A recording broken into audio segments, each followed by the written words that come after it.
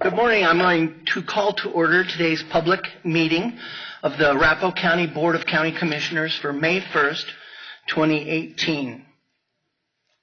To my left is Ron Carl, the county attorney. To my far right is Jolene Sanchez, the assistant clerk to the board. Ms. Sanchez, would you please call the roll? Commissioner Jackson? Here. Commissioner Holland? Here. Commissioner Sharp? Here. Commissioner Conti? Good morning. Good morning. Commissioner Baker? Here. Commissioner Holland, would you please lead us in the Pledge of Allegiance? I pledge allegiance to the flag of the United States of America and to the republic for which it stands, one nation, under God, indivisible, with liberty and justice for all. Thank you. Mr. Carl, are there any modifications to the agenda this morning? Yes, there's one modification. There's been a request to pull item 6I on the consent agenda, and which is the Highland Creek Estates Final Development Plan, and move it to the general business agenda. 6I. So there's the modification. I would entertain a motion to adopt the agenda as modified. So moved. Motion made by Commissioner Conti, seconded by Commissioner Jackson. All in favor? Aye. That motion carries. This is the time when we ask for any citizens who may be here to address the Arapahoe County Board of Commissioners on any item that's not currently on the agenda. So if you've signed up to discuss or to talk, to speak about an issue that's already on the agenda, then we'd ask you to wait until that item is called. But if there are any citizens here to speak to the commissioners about anything not on the agenda, this would be the time to make yourself known to me. Please come forward, and for the record, you'll state your name and your address.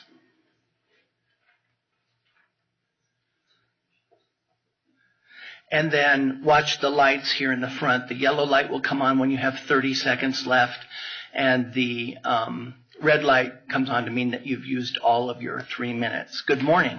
Good morning. I'm Becky Roberts. I live at 714 in Bowden Mile Road, Watkins, Colorado. As elected officials, you are tasked with preventing negative health, safety, and welfare impacts by keeping industrial oil and gas production sites as far away from homes as possible. Page 1 of the packet.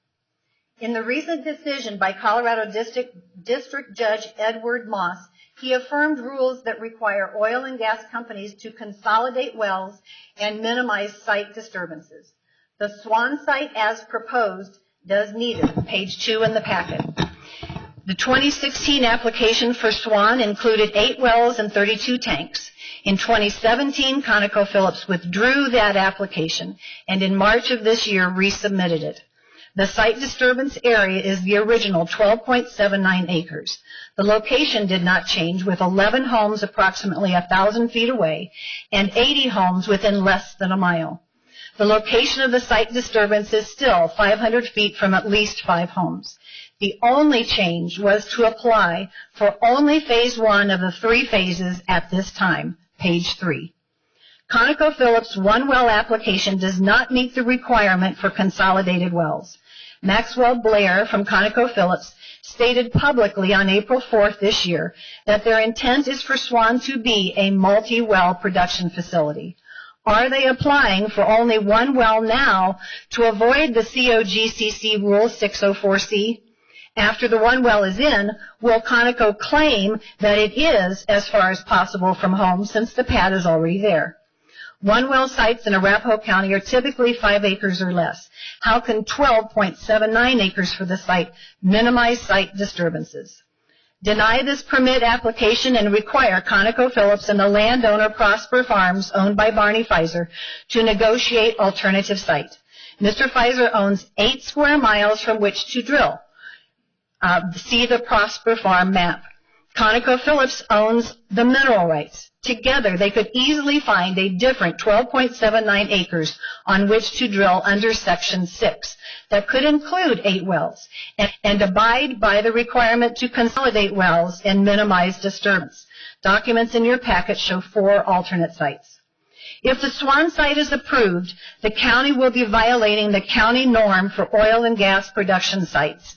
The COGCC map on page 8 in your packet shows other oil and gas drilling sites near Watkins. All wells are away from subdivisions and drill laterally, except Tiberius and Swan.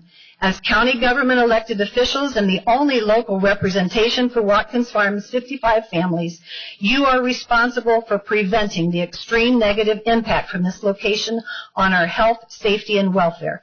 Find an alternative location for Swan. Thank you. Thank you, Ms. Roberts. And I apologize for not being here at the end of the meeting 2 weeks ago. And we listened online and listened to the discussion that was had, and we appreciate it. We will be here at the end today. Thank you. Are there any other citizen comments at this time? Please come forward. State your name and address for the record. And you have a total of 3 minutes. The yellow light will come on when you have 30 seconds left. I was going to borrow my neighbor Larry and speak on behalf of him, or would you like him to read the second page of my speech? Is there any discussion about that? I think we can allow that if he's not going to speak, yes. I'm going to go a little longer. Okay. My name is Melissa Walkup. I live at 34542 East 7th Avenue, Watkins, Colorado. My house is approximately 1,200 feet from the proposed Swan site. I have 3 children, ages 5, 8, and 9. I don't come before you today to talk about the monstrosity of this proposed site, about the lack of sleep my children will face due to noise, the congestion of trucks and car traffic, or any of the nuisances that will affect our daily lives. I want to talk to you today about safety.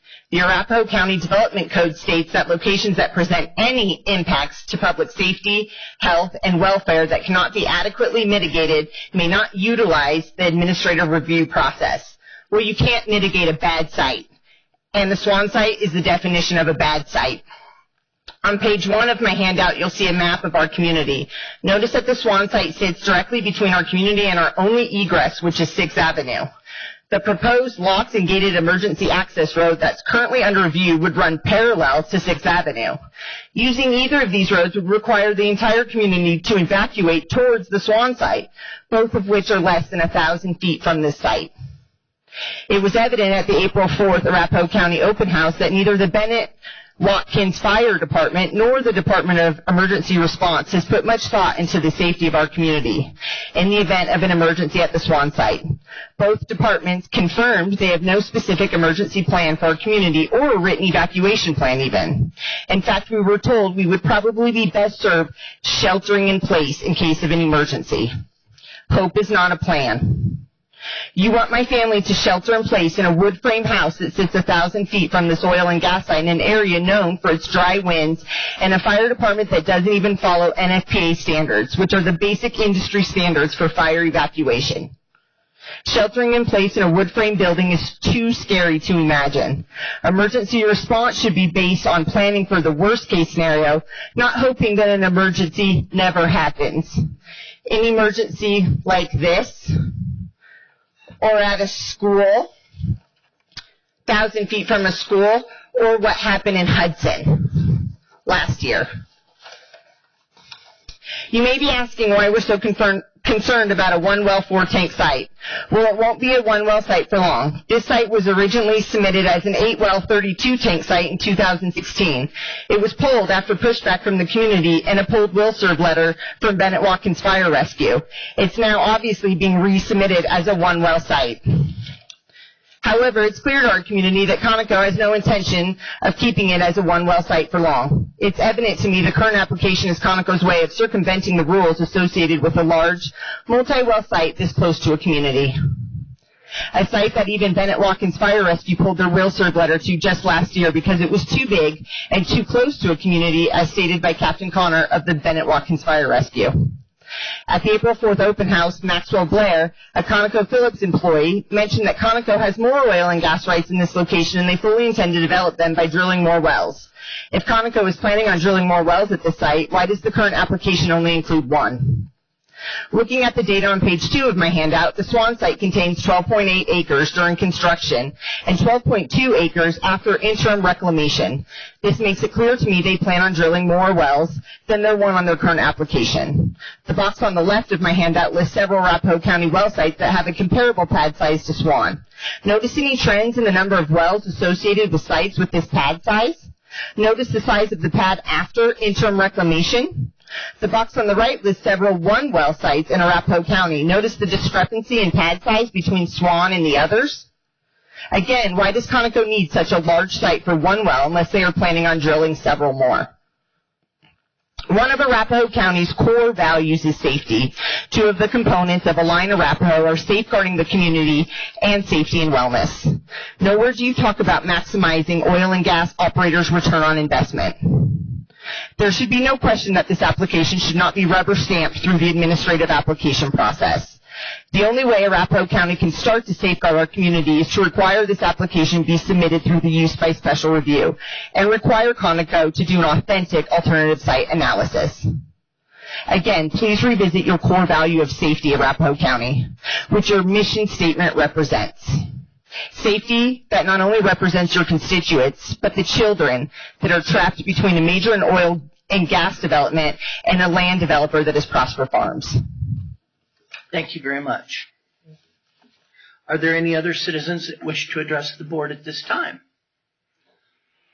Good morning. Please come forward, and you'll be stating your name and address for the record. And again, watch the lights. You'll have a total of 3 minutes. Good morning. I'm Susan Donka. I'm at 1500 South Elm Street, Watkins, Colorado. I've got a handout, but I'm going to give that to you just a second here as soon as I kind of finish, because that's kind of the last part of my spiel here. So what I want to address today is what both of my neighbors have discussed previously also affect the rest of us. I do not live in Watkins Farms. I live in the housing area south of that, which we are also directly affected by any oil and gas drilling in that area, as we only have 6th Avenue. So this encompasses 80 plus homes, which you guys are aware of. We've discussed this many times before. 80 plus homes that roughly house at least a minimum of 3 people per home on average.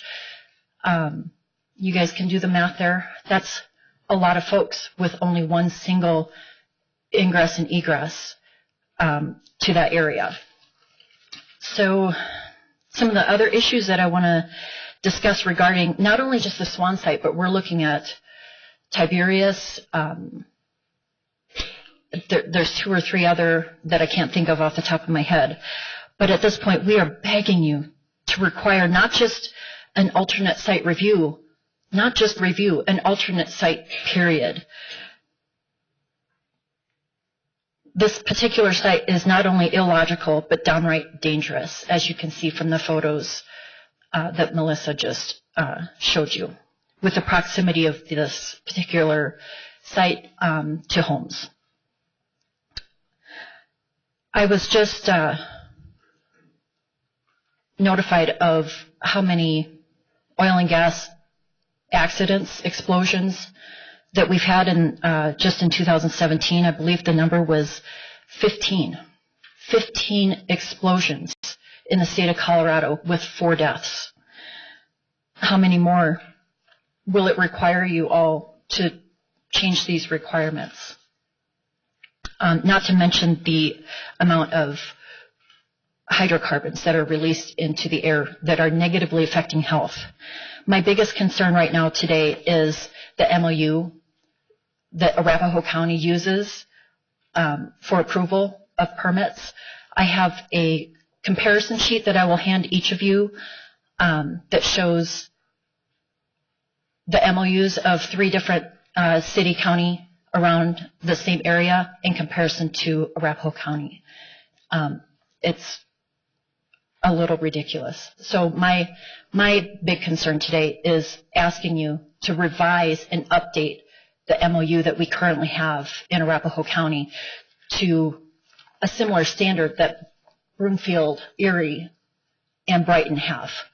There's absolutely no comparison of what they have versus what Arapahoe County requires. So I'll just hand this off. Thank you very much. Thank you for your time. Any other citizen comments? Same rules apply. You have a total of 3 minutes. Please watch the lights and state your name and address for the record. My name is Margaret Fonstock. I live at 836 in Bowden Mile Road in Watkins Farm, Watkins. I want you to imagine the last time I spoke, I asked each of you commissioners if you live near an oil and gas site. None of you raised your hands. I imagine that's still true today. I also want you to imagine your route coming to work. You probably got in your car in your nice neighborhood, and you probably have several options of which way to leave your neighborhood. You can go south, east, northwest. We have one route out of our neighborhood in Watkins Farm. Then when you're coming back to your home after work, you probably have several options to come back into your neighborhood. We have one road in and one road out, 6th Avenue. Watkins Farm is an anomaly in Arapahoe County. There's not another neighborhood like our neighborhood in Arapahoe County with one road in and one road out. Compound this only egress with a traffic pileup of trucks that occupy the oil and gas sites, taking up 2 lanes as they turn into each of their oil and gas sites. The traffic pileup and the bottlenecking with all the neighborhoods to the south, as Susan gave examples, as Becky gave examples, with all the neighborhoods to the south, with Watkins Farm only using one road in and one road out. There's no egress alternative to date. An egress is not a locked, gated back alley gravel road that Conoco is proposing off of 10th. I also want to make another point.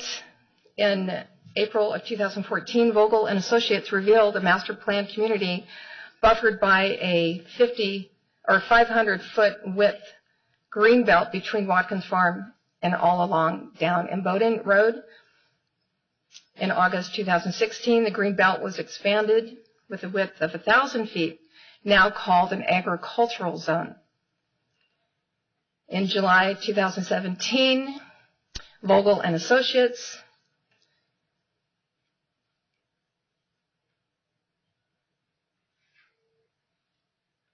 publicly revealed a deceptive oil and gas activity sites planned all along that greenbelt and agricultural zone. The third point I wanted to make was that the engineer who presented a low traffic pattern along 6th because of the Swan site, he made it seem so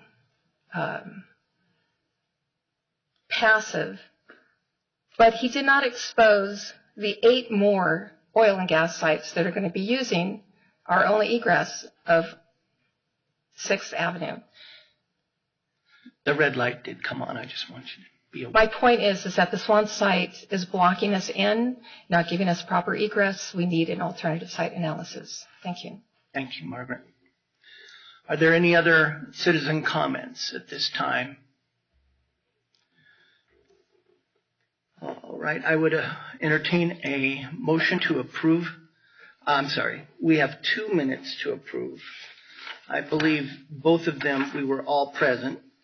The first one is for April 3rd, 2018. I move approval. Second. Motion was made by Commissioner Holland, seconded by Commissioner Conti. All in favor? Aye. Those minutes are approved. The second set of minutes are from April 10th, 2018. And again, we were all present. So moved. Second. Motion made by Commissioner Conti and approved or seconded by Commissioner Holland. All in favor? Aye. Second set of minutes for April 10th is approved.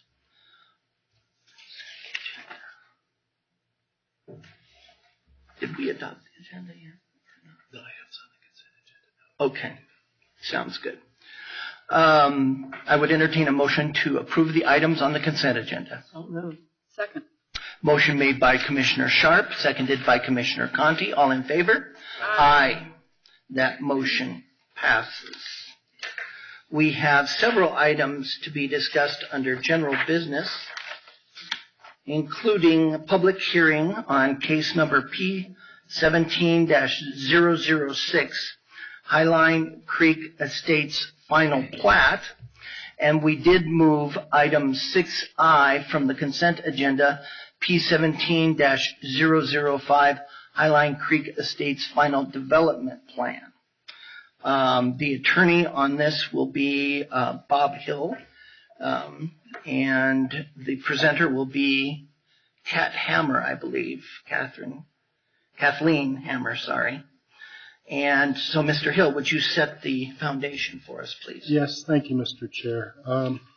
We have 2 items here relative to the Highline Creek Estates subdivision. The first, which was on the consent agenda pursuant to the streamline approval process for FDPs, has been removed. Its final development plan. There is, because it was qualified for the streamline process, there's no requirement for a public hearing for this particular development plan, but since it's been removed for general business, I think it'd be appropriate to consider it with both the final plat, for which there is a requirement for a public hearing. That public hearing on the final plat has been fully noticed in accordance with the Land Development Code by both publication, mailing of the adjacent properties, and by posting of the property. The board has jurisdiction to proceed on both these items. Thank you, Mr. Hill. Good morning, Ms. Hammer. Good morning, Chair Baker and Commissioners. Today before you are 2 applications for the Highline Creek Estates proposal. The property is located at the northwest of the intersection of East Iliff Avenue and South Yosemite Street, and is situated in District Number 4. The applicant, Scott Albert of Albert Development, on behalf of 8811 East Iliff, Warren and Iliff LLC, property owner, is seeking approval of both cases today for 5 existing parcels located northwest of the intersection, as stated earlier. The The final plat, if approved, will create one lot and a number of easements, including open space easements, and will be development in accordance with the final development plan. The final development plan, if approved, will establish the land uses and sitting restrictions of the proposed development. The application proposes one lot to allow for 121 dwelling units on 8.75 acres, and the development is proposed to have a density of 13.83 units per acre and 38.9% open space. The property is located within the 4 square mile area. The final the final development plan did go to the Planning Commission, and a public hearing was held regarding this application on March 20th. Several members of the public spoke regarding the proposal. While generally supportive of the development as an improvement over current conditions, there were concerns about some rat infestations on the property, the access location on Yosemite Street lining up to the development across the street, and different styles of bricks fencing surrounding the property. The applicant did respond to looking into mitigating the rats, and he had his traffic engineer speak to the alignment of the proposed access, and the fences concerns seem to be resolved at the Planning Commission. From the time of the Planning Commission and this meeting today, staff did receive a letter forwarded from one of the residents of South Yosemite Circle. That letter is included in your packet. That does discuss some of the safety concerns with the access to this proposed development.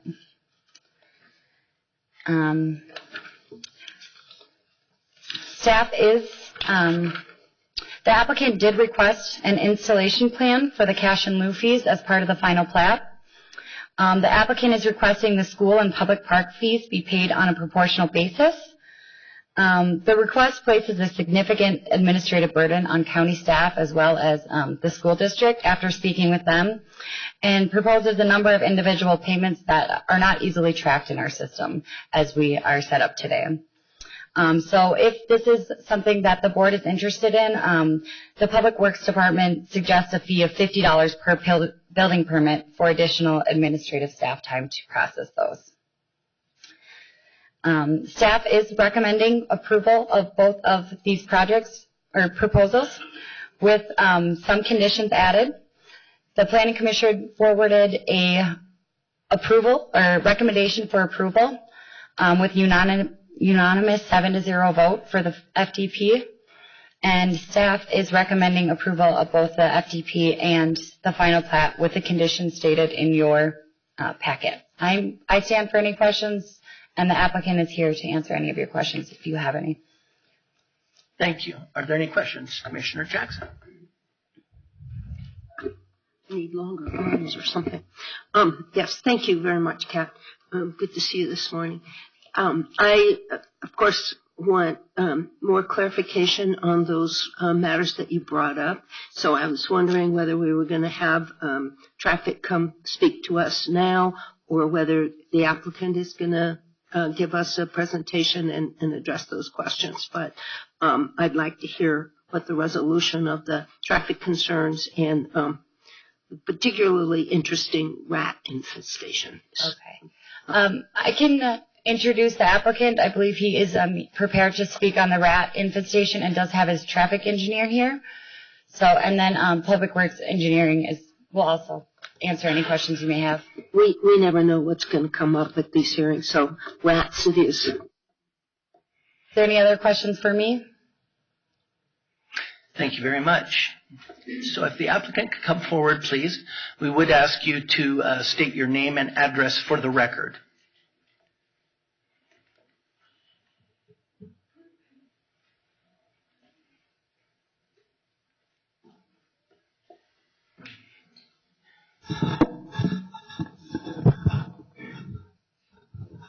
Good morning, Commissioners. Good morning. Scott Alpert.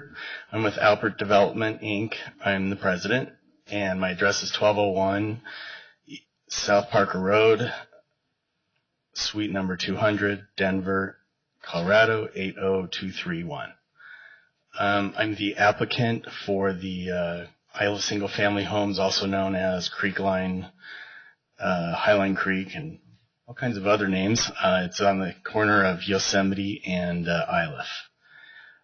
We are proposing 121 single-family homes, like is illustrated here. They're going to be 3 stories tall. They're going to have a garage on the first floor that is alley accessed, and a room behind it that could be a study. You walk up a set of stairs, and then there's going to be a kitchen and a family room, and then you walk up a second flight of stairs to the upstairs bedrooms. We anticipate these hopefully being 1,500 to 2,000 square feet, and they'll probably be priced in the 4 and maybe 500s by the time we're finished. Which is now pretty much the attainable price for housing, and we're pretty excited about it because there's a shortage of homes right now in the area, and we're looking forward to hopefully fulfilling that great need that's out there right now. There's a real shortage. Next door, we just received approval on the townhome project, and that is going to have, we were here a couple months for the final approval go, and that's going to have 68 units, and both communities are going to share a pool and a playground and the same access off of Iliff. Just a brief rundown on some of the projects we've done in Arapahoe County. This one is our most recent, called Willow Point Townhomes. It's 117 units, and it's a rental project, and we just completed it last July, and it's now 98% full, and it's going really well for us. This is Valencia Court. This is another project in the 4 square mile area, 66 homes, and we originally started in the 300s and 400s, and now they're up to the 500s and 600s. This is Oak Park at Cherry Creek near Denver Dumb Friends League, and we built this in 07, and there's 33 homes in a gated community, and they're now in the 500s-600s. This is an area just near your other location in Arapahoe County on near Havana and Cayley that is about 100-unit subdivision that we did in the 1990s. And they're now approaching 800,000 and 900,000. They were originally 250 back then. It's amazing what stuff's gone up. This is the neighborhood connected to it, Vintage East. That was a continuation of that neighborhood as well. This is an old one. I was little when this one was going. My family developed it, and now it's in Greenwood Village. It was Arapahoe County back then. It's called Sundance Hills.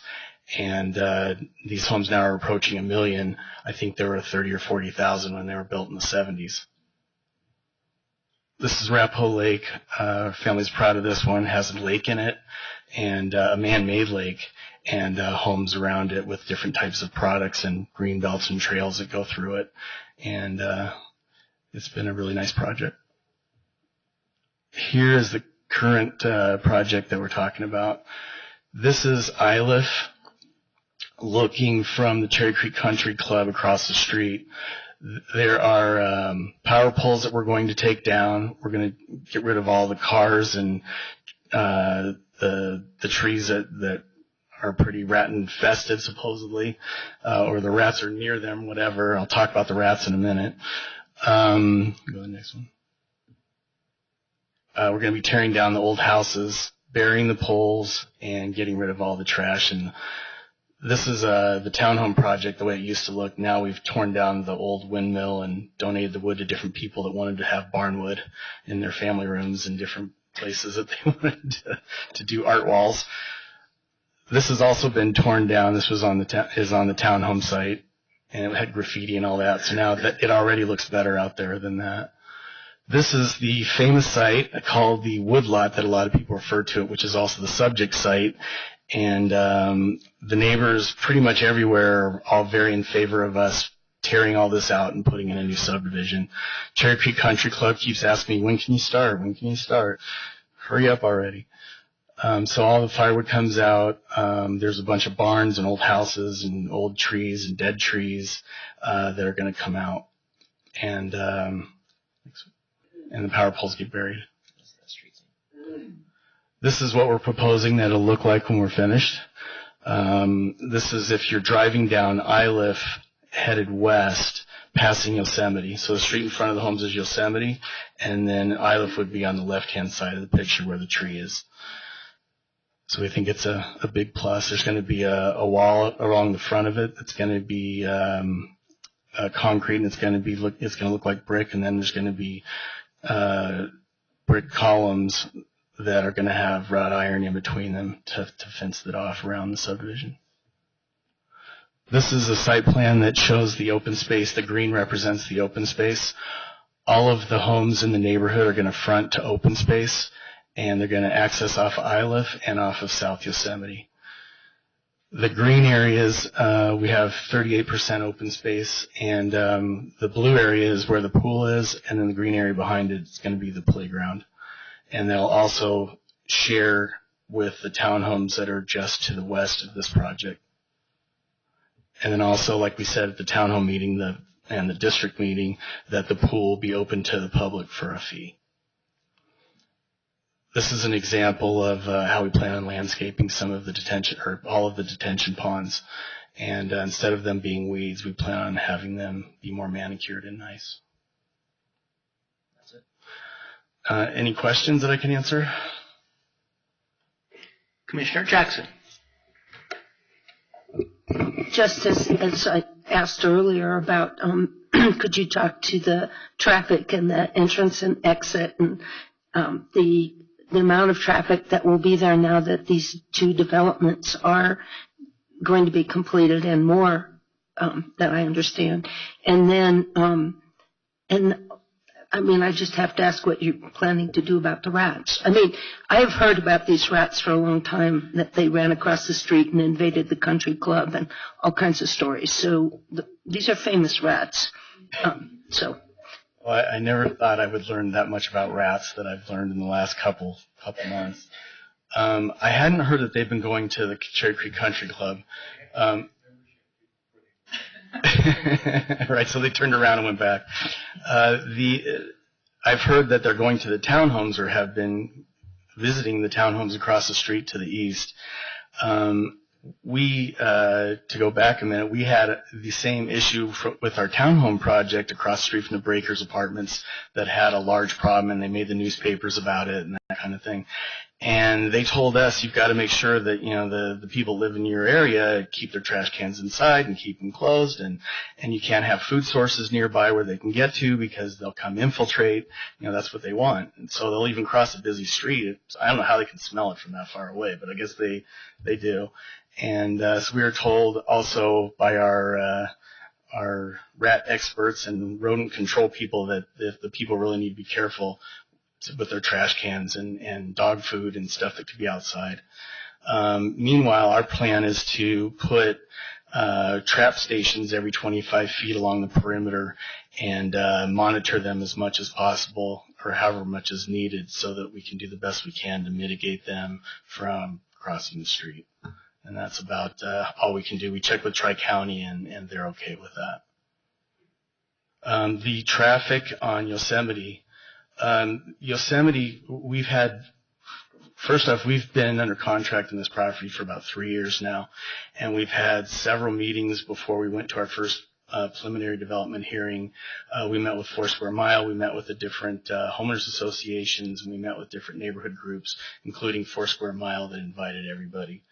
And the concern we've just been hearing in the last month or two is about our entry on Yosemite.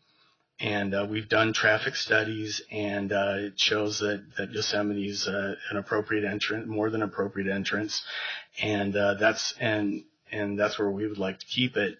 The neighbors have asked us to move the entryway to Warren Street, and we don't feel that would be in our best interest, we would prefer to use Yosemite for marketing purposes for our subdivision. It's a nicer entry. It's across from townhomes, and that's what we are. And they're using Yosemite, and we would also like to use Yosemite. We've done traffic reports that support that this works, and Yosemite is the entrance onto this project has been on Yosemite even in prior approved plans dating back to 2005 when it was the Cherry Creek Marketplace.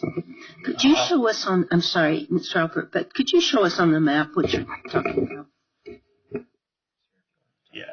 Yeah. Also, to address different traffic things, I brought the traffic engineer so that he could speak to more intelligently on traffic than I can. The entryway is right there. Green button is right here, and their entry is lining up with it. At one time, we had the entryway down here, and the county asked us to move it up here, and so we did. The neighbors are asking for it to be put over here, which isn't as nice. That backs to more industrial types of uses, and we don't want to have it there. Also, it cost us quite a bit of money at this time to change all the plans, and we don't want to go through that after all that we've spent to get to this point. So further, that's where we would like to keep it, and I'll have the traffic engineer address any concerns that you might have. Any other questions? Any other questions for Mr. Albert? Yes, Commissioner Conti. So just to confirm, there's just the one Yosemite entrance in and out? There's an entrance on Yosemite, and then there's also an entrance off of Iliff. Part of the reason this project took 3 years to complete is we have the townhomes right here, and we didn't have when the townhomes weren't close enough to put an entry like right here because it was too close to Wabash to put an entry. And there was another owner that owned this piece right here, and it took us a while to get it under contract and then put the entryway where the county wanted it. So about a year later, we were able to get that under contract and then add it to the whole project and go back and redo this project. So now we have a central 3/4 access entry here that serves both the townhomes and the single family. Yes, Commissioner Sharp. How many homes are across the street from the main entrance? I'm not sure the number of units here. The neighbors there's probably 50 or 60 or something. I really don't know. I think there's homes and townhomes, and I don't know the breakdown between the two either. Additional questions for Mr. Albert at this time? We may ask you to come back, but for now, if you could have your traffic engineer come forward, and we'd ask you to state your name and address for the record. Yes, one more question. What's your length of time on the development of the single family, not the townhomes, but just this development? Well, it depends on the market, obviously. We're anticipating starting land development this year and starting the homes spring or summer next year. And then my guess is it'll probably be 2 or 3 years to complete the project after that. Thank you. Sure. Good morning. My name is Chris McGranahan. I'm a traffic engineer with LSC Transportation Consultants. We're at 1889 York Street, Denver, 80206. Thank you. Good morning. Morning. So I guess, which one of these is the point? This one's green, this one's red, so does it really matter? Yeah, the green button. All right. So Scott correctly described this as a full movement access, so you can make all the left-right turns at this intersection. The county has a project to improve Iliff to our south, and as part of that project, the southbound approach of Yosemite will have a right turn lane added, and there'll be a continuous right turn lane as the third westbound lane along the frontage. That's going to help our property as well. We've recommended, obviously there's a long left turn lane to turn from Yosemite east onto Iliff. We're recommending a shorter left turn lane into our site so that the folks traveling north aren't impeded by our folks. Maybe you have to wait for 10 or 15 seconds to turn in. Our traffic study showed acceptable operations here. It also helped when Mr. Albert was able to bring this 3/4 movement on board. Primarily because the townhome piece previously was off to the left here and had only a right in, right out, which would have created a little bit more of a U-turn situation. having this access come into play, now folks coming from the west can make the left turn lane into the townhomes or the left turn lane into the backside of the residential development. Obviously, someone coming down Yosemite would use this access. Someone coming from the east on Iliff would have a choice to either turn left in here or proceed to the west and turn right in there. So we've got two functional access points. The county has a regional capacity project on Iliff, so we feel like the improvements we've shown will make this project work. It sounds like a lot of homes, and it is, 100 plus homes and, 68 townhomes. I looked at our traffic study, and this particular project generates roughly about 3 trips per minute during the peak hour. So, it's not like an office building where everyone leaves all at once. It's kind of spread out a little bit, but, 1 car every 3 cars a minute, it's not going to overwhelm any of these roads. So, questions, Commissioner Jackson?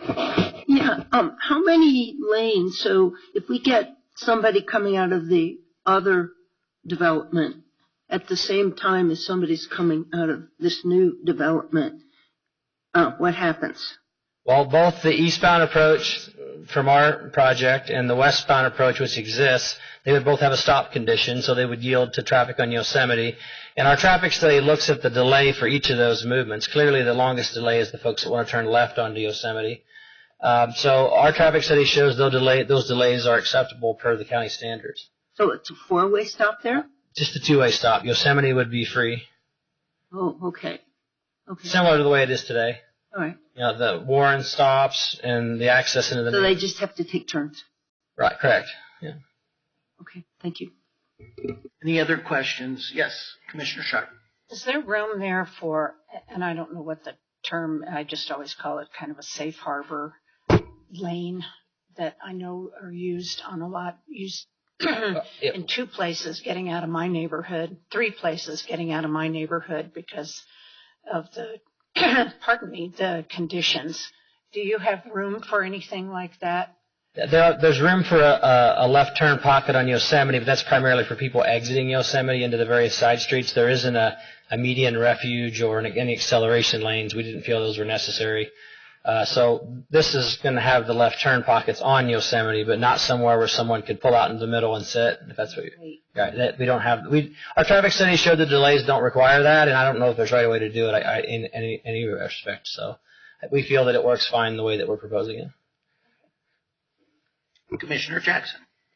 Yes, thank you. It just comes to mind that Yosemite is getting to be a very busy street. I mean, when this was the wood pile and a semi-industrial area, there wasn't a ton of traffic. But the more this area gets developed, and I believe it will, then there will be more traffic. Is there going to be room in between these 2 developments if at some point the road does need to be widened? Well, our traffic study looked at the existing traffic that's out here and then particular growth rates that were acceptable to the county staff to look at that future scenario to see what the future may hold for us. And it clearly the delay goes up over time with growth, but it still maintains at an acceptable level. I can't comment on the available right-of-way for a widened Yosemite because that's not something we were asked to look at.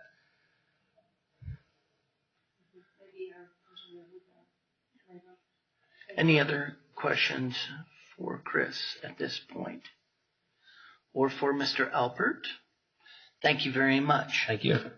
Any questions for our engineering staff about the roadway? Yeah, Commissioner Jackson. If you don't mind, Mr. Haskins, could you speak to the width of that road and as development occurs in that area, whether there's going to be enough room there? Good morning, Commissioners. Chuck Haskins, Engineering. Our transportation plan just calls for it to be a 2-lane facility. So otherwise we would have acquired some rights of way from the applicant to expand it. But it turns into a 2-lane further north that kind of rides along the Highline Canal. So we feel that that's adequate in terms of the traffic projections we have for 2035.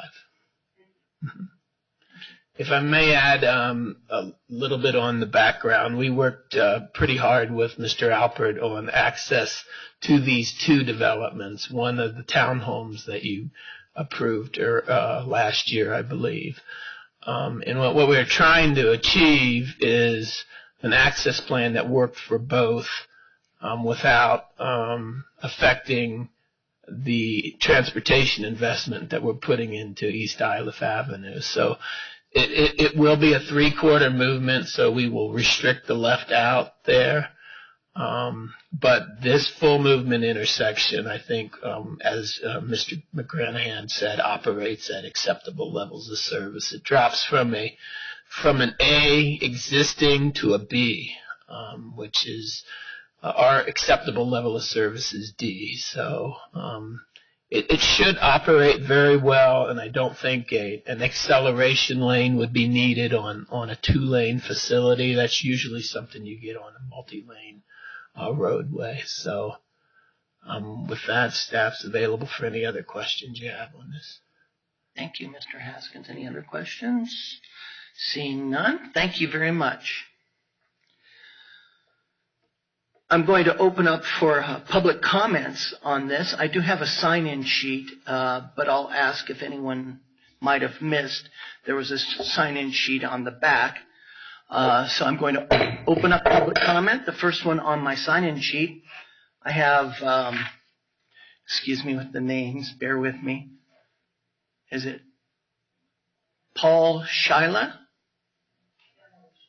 Pamela Sheila. Okay, I'm sorry. Please come forward. You'll have a total of 3 minutes to address the board on this issue.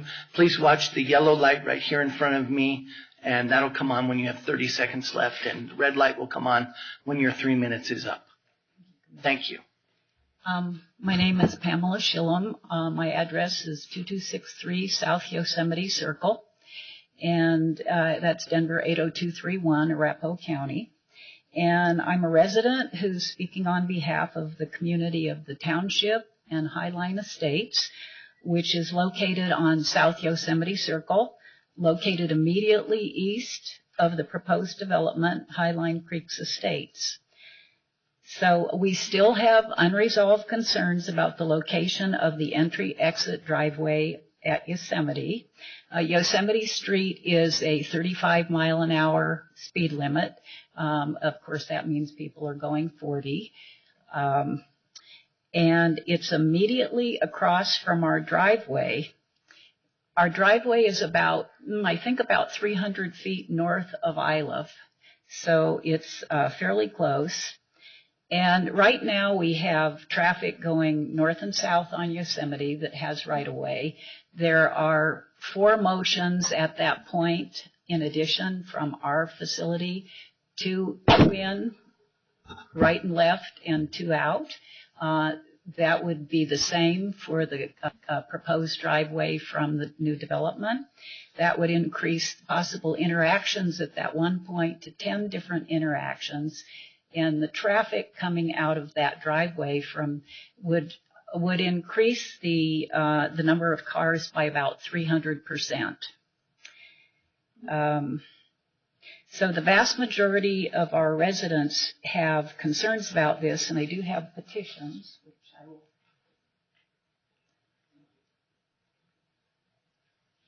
will. We have 66 units in our development, 26 standalone homes, and 40 townhomes.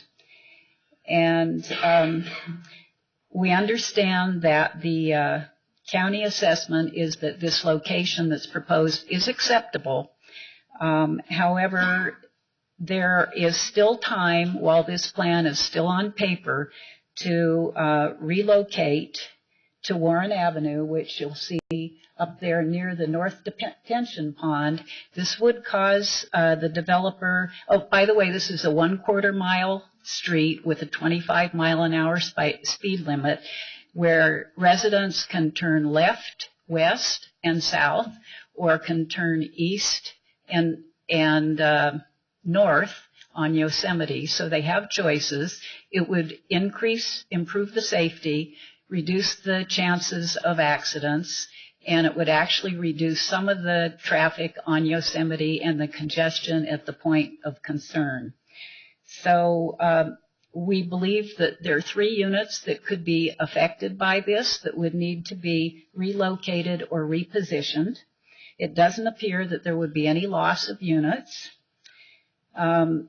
It would require a modest revision of the current plan, and so we're asking the developer, Mr. Alpert, to revise the plan to accomplish this change, and we're asking the county to postpone final approval until this revision is in place.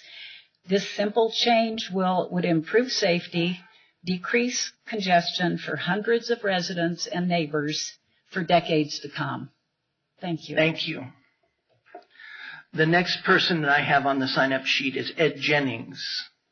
Still here, would like to speak, and if you'll state your name and address for the record. My name is Ed Jennings, 2238 South Yosemite Circle, Denver 80231, and I live right across the street from the proposed development. First of all, I'd like to say we're very happy to have that plot of land developed. From an old woodpile and dilapidated home to a nice development, we're very happy about that. So I just want to make that known. In terms of the access in and out, the opposition I heard was coming out on Warren. It's not as aesthetically pleasing because it's more of a industrial access area. But in a previous meeting, the solution for coming out of our development is to make a right, go down Warren, and come around. If it's okay for us, it seems like it would be okay for anybody. So given that this isn't developed yet, perhaps coming out on Warren would be a valid solution. That's all I wanted to say. Thank you. Thank you very much, Mr. Jennings. Okay, those are the only 2 that I had signed up to speak this morning. If there's anyone else that would like to speak to Highline Creek Estates issues, please make yourself known. Seeing none, last chance, I'm going to close the public hearing. Is there any commissioner comments or discussion about this? I would entertain a motion.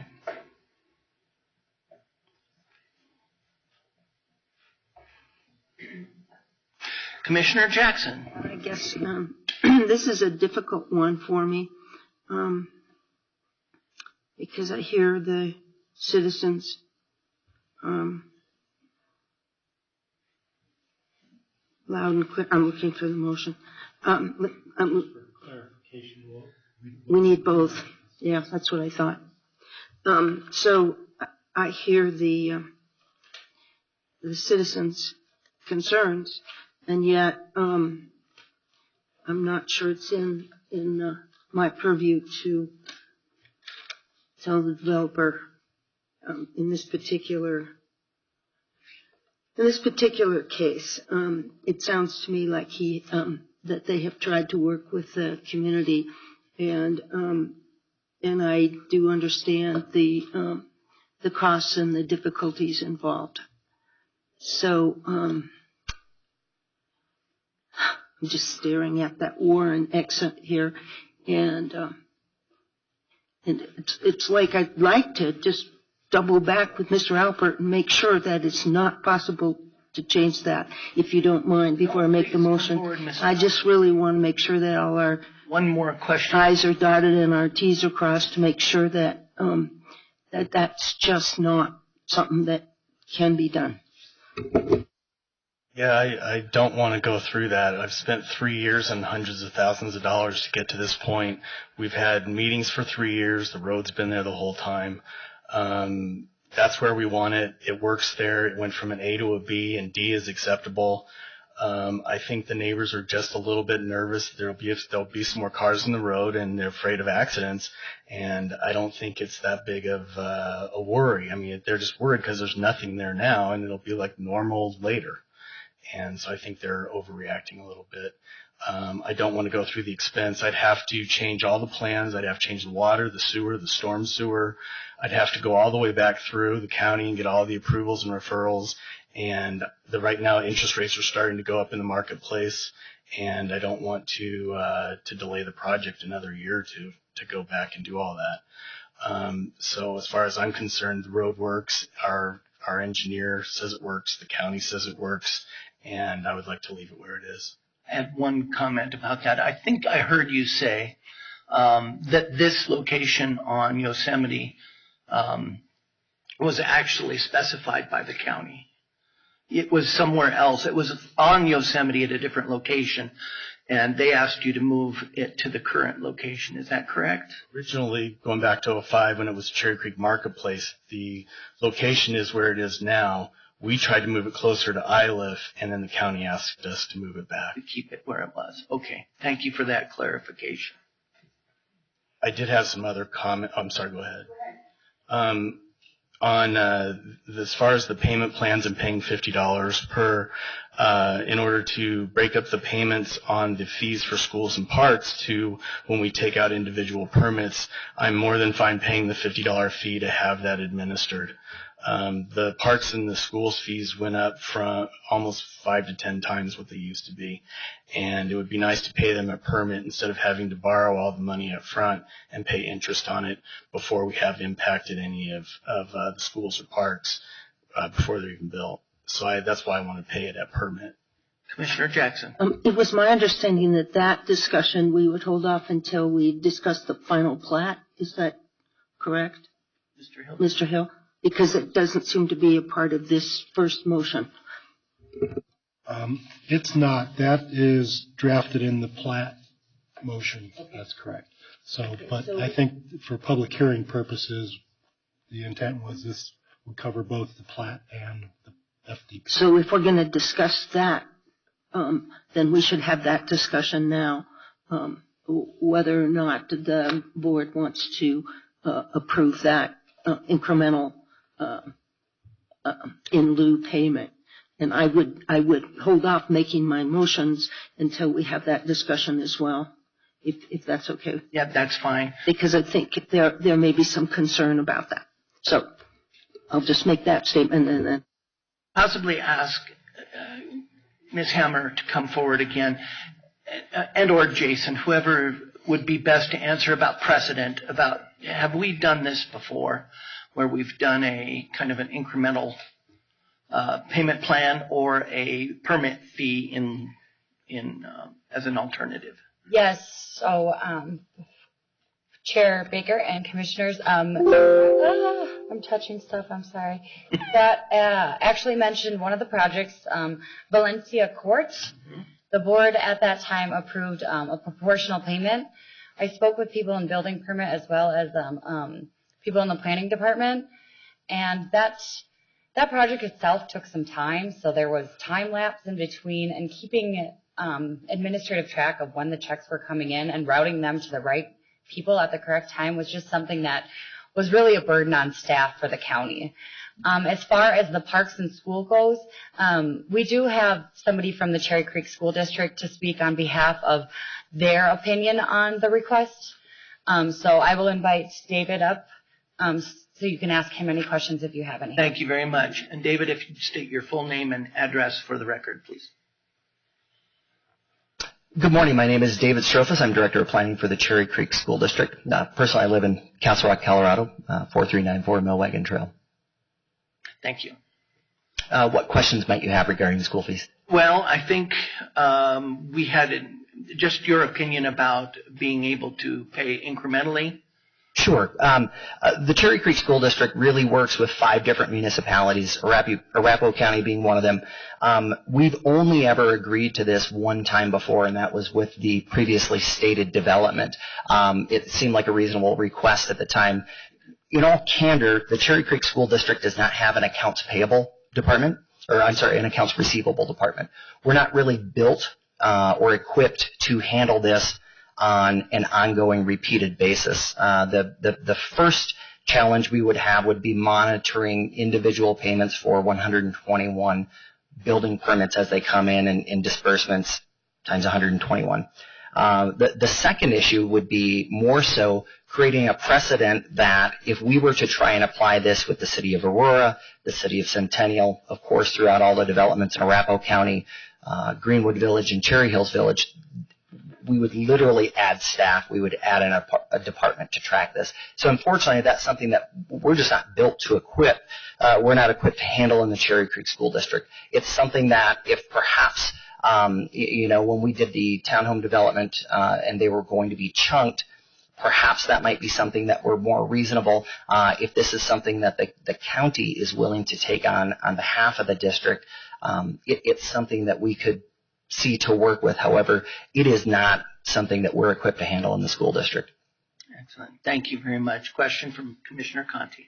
Yes, I'm just wondering, when you talk about the payments being chunked, would that be like 50% and 50%, 25, 25, 25, or what kind of chunks would be comfortable without Cherry Creek having to feel like they needed to add extra staff? Without having had prior conversation about it, certainly, if this were, just right off the top of my head, if this were to be something that were to exceed a dozen or more, I think we're again going to get into the realm of being simply unmanageable for us as a school district. Again, we have only ever agreed to this one other time, and it seems like a reasonable request up front. Again, I'm going to come back to, we're not equipped to handle this.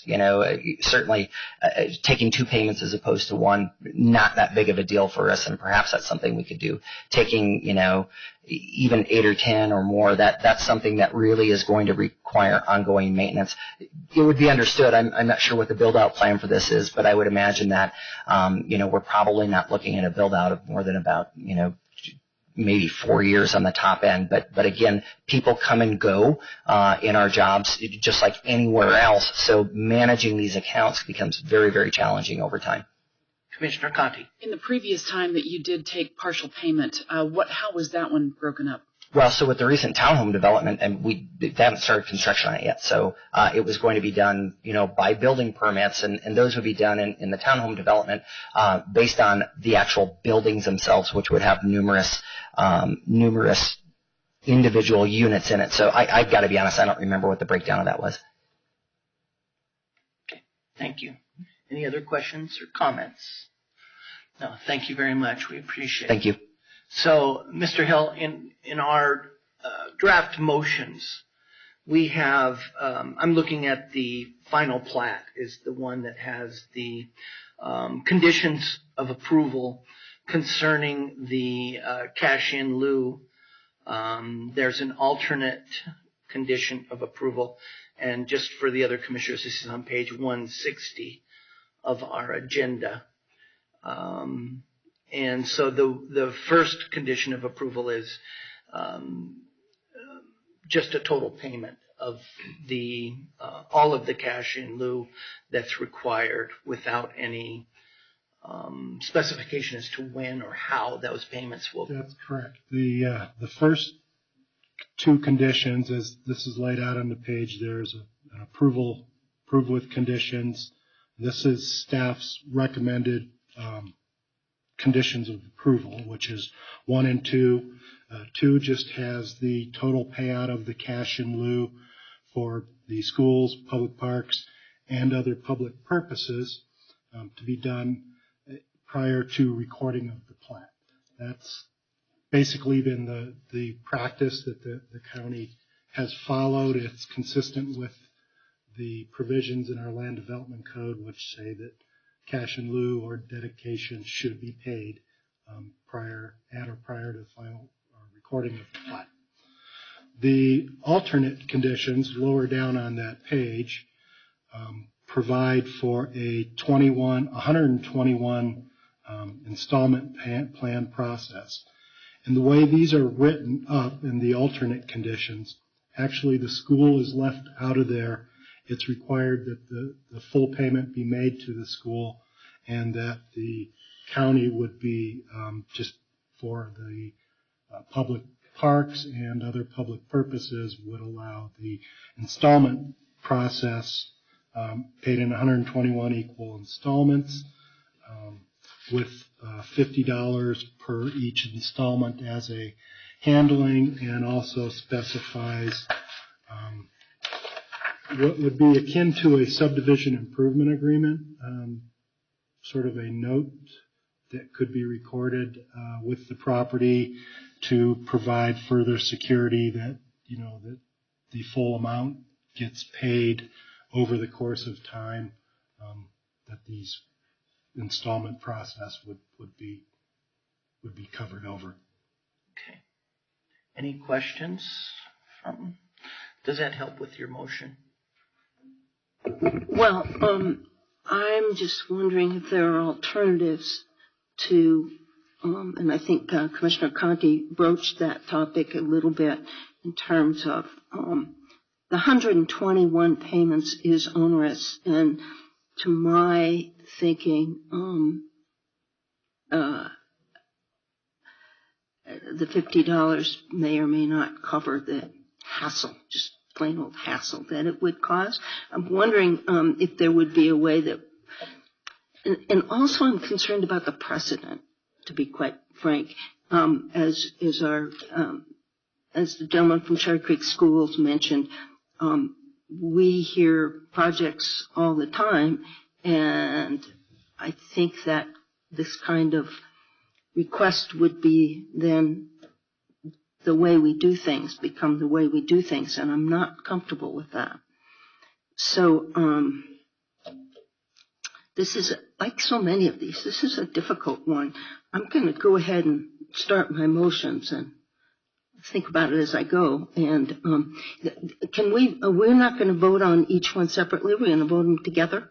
Are we going to vote on them separately? There have to be a separate motion. Okay, so then we'll vote on them separately, and so we can deal with the final development plan first, and get that one out of the way, and then we can deal with this other piece. Okay, so this was going to be on the consent agenda. We pulled it off so we could have a discussion, and then I will go ahead, excuse me, and make the motion in the case of P17-005. Let's see. I move that we approve with conditions. The action will be consistent with the Planning Commission staff recommendation, it says. Okay. In the case of P17-005, Highline Creek Estates final development plan, the county commissioners have reviewed the staff report, including all exhibits and attachments, and have listened to the applicant's presentation, and any public comment is presented at the public hearing. I hereby move to approve this application based on the findings in the staff report, subject to the following conditions. 1, the applicant must make all modifications to the final development plan amendment as requested by the Public Works and Development Department. 2, lighting along external property lines must comply with the requirements of the Land Development Code, 12-1303.3, not to exceed 0.1 foot candles. 3, the applicant agrees to address all engineering services division and SEMSWA comments and conditions of approval as identified within their reports prior to signed Mylars. 4, the applicant will enter into a subdivision improvement agreement, SIA, and provide collateral to the county for all public improvements associated with the project. 5, the applicant will comply with all Tri-County Health Department referral comments. 6, the applicant will comply with all Cunningham Fire Protection District, and I may say South Metro now since it's merged, referral comments. Cunningham Fire Department has recently been incorporated, into South Metro Fire Rescue. South Metro requirements will govern final design and construction for the project moving forward. The applicant will comply with Cherry Creek Water and Sanitation District's rules and regulations and obtain necessary permits. 8, per the approved preliminary development plan condition of approval, the applicant will bury utilities and dedicate right-of-way as required by the county, subject to approval of the final plat. 9, the approval of the Highline Creek Estates final development plan is contingent upon the approval of the Highline Creek Estates final plat, case number P17-006. Motion made by Commissioner Jackson. Is there a second? I'll second the motion. Seconded by Commissioner Holen. All in favor, or should we do let's do a roll call vote if we can. Commissioner Jackson? Aye. Commissioner Holland? Aye. Commissioner Sharp? Yes. Commissioner Conti? Yes. Commissioner Baker? Aye. That motion carries. Thank you very much. Next, we'll go to the motions, draft motions, and we have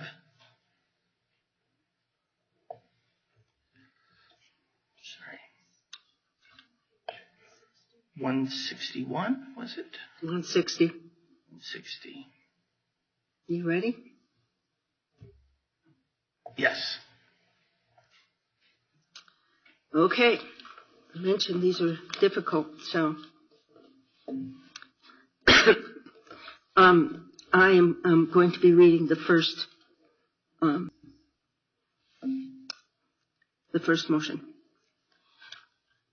In the case of 17-006 Highline Creek Estates final plat, the County Commissioners have reviewed the staff report, including all exhibits and attachments, and have listened to the applicant's presentation and any public comment as presented at the public hearing.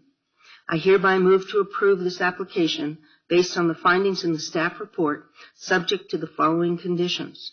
1. Prior to the signature of the final copy of these plans, the applicant must address Public Works and Development staff comments and concerns, including conditions of approval in the Engineering Services Division's Board of County Commissioners Summary Report.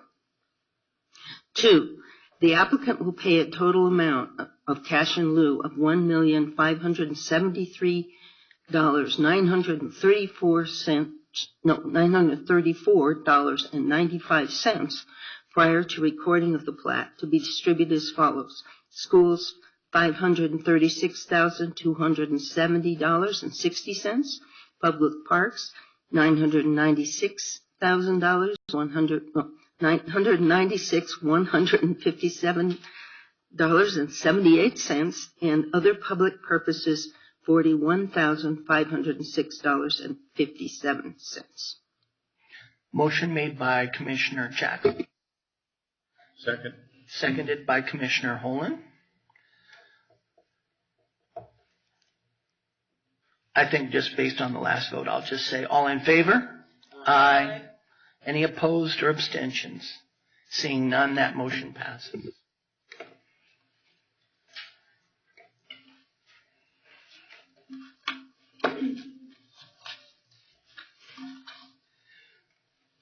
We have one other public hearing today. We're going to get adjusted to our schedules and agendas, and then we'll move forward with the next public hearing.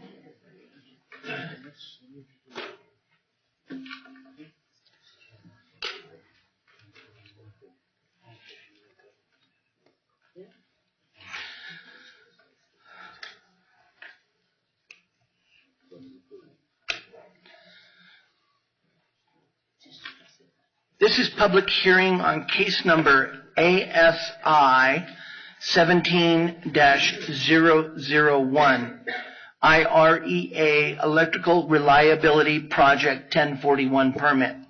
The presenter is going to be Bill Skinner. Our attorney is Robert Hill, Senior Assistant County Attorney. Mr. Hill, would you lay the foundation for this case, please? Yes, thank you, Mr. Chair. This is an application for a 1041 permit for a proposed electrical transmission line.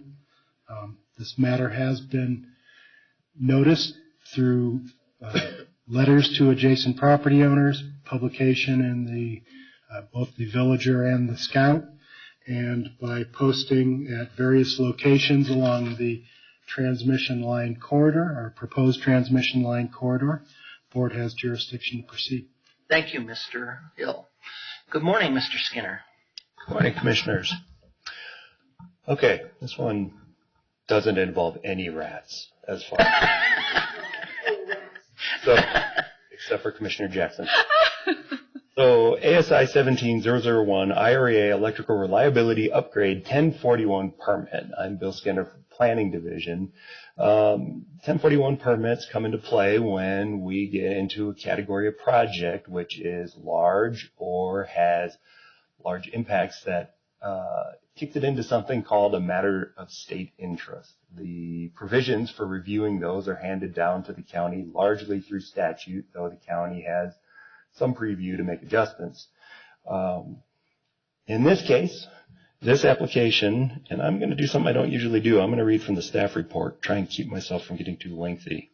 The applicant is requesting approval of a 1041 application, which is required for this rural electric cooperative to construct, operate, and maintain a new electrical transmission line in unincorporated Arapahoe County. The proposed transmission line corridor intersects the south border of Arapahoe County at the intersection of South Brick Center Road and East County Line Road. The corridor proceeds north approximately 4 miles along the east side of Brick Center Road to the existing IREA electrical substation located northeast of the intersection of South Brick Center Road and East Bellevue Avenue. So essentially, we cross the southern county line near the Brick Center Road alignment and we go straight north for about 4 miles where they connect to an existing substation. At the Planning Commission, I went into some detail about why they're doing this.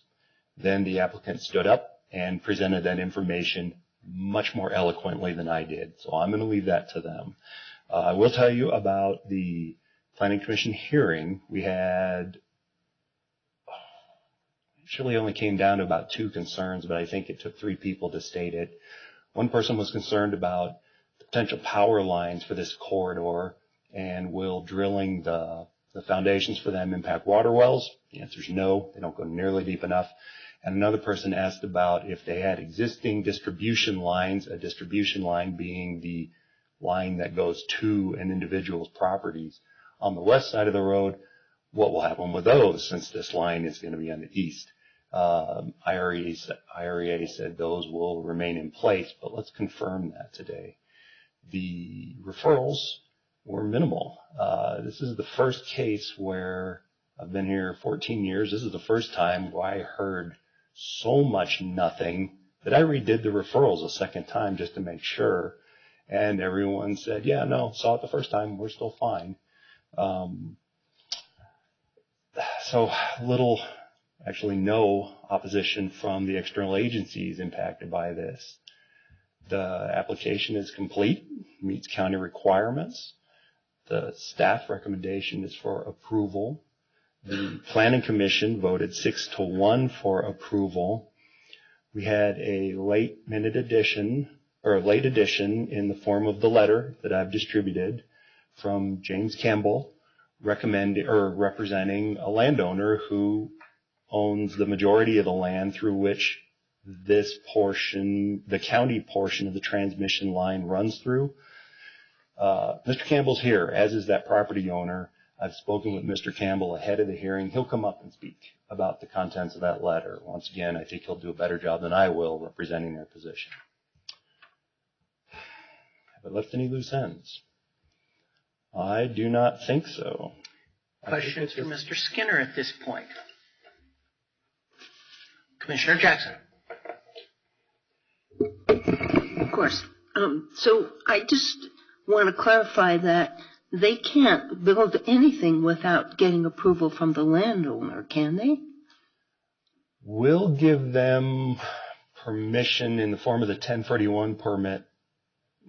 Don't they have to have easements or something in order to build something? The county gives them permission in theory to go forward, but yes, they absolutely do have to negotiate the easements with the individual landowners.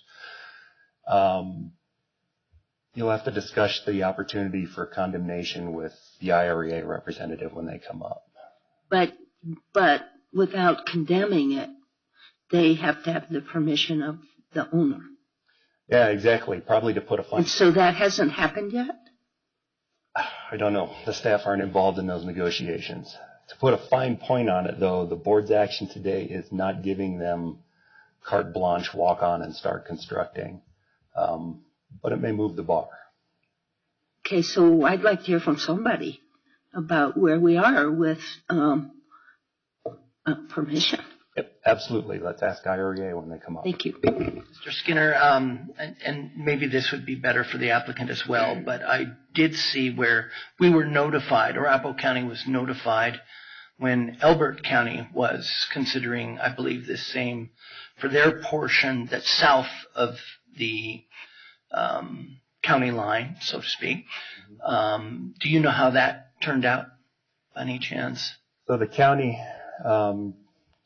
whenever another jurisdiction outside the county, or say a home rule city inside the county, Aurora, Centennial, for example, does something within their jurisdictional boundary, something the county essentially is not in charge of and or responsible for, they will send the county what's known as an external agency referral. In the same way I sent this to the fire district, Elbert County sent their plans to Arapahoe County.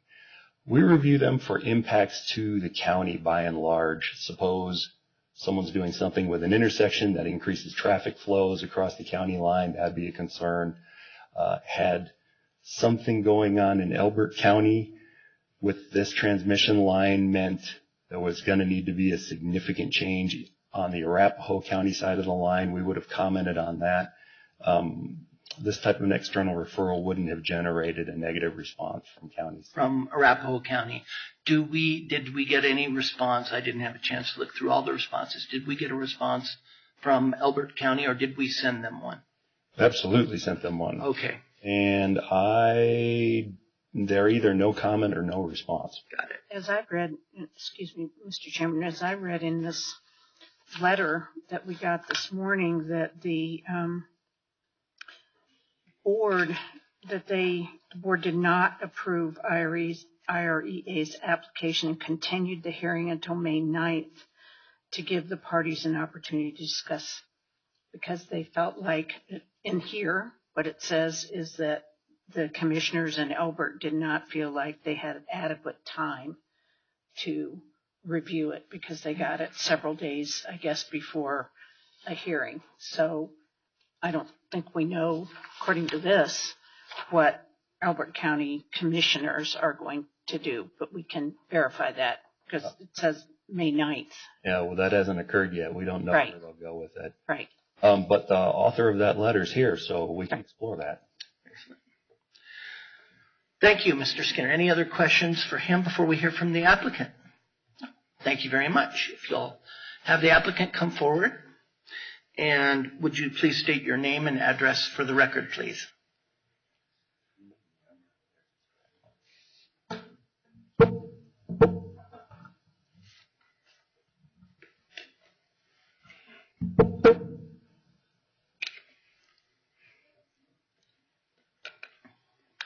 Good morning. My name is Dale Murphy. I'm a project manager for Power Engineers, acting on behalf of IREA.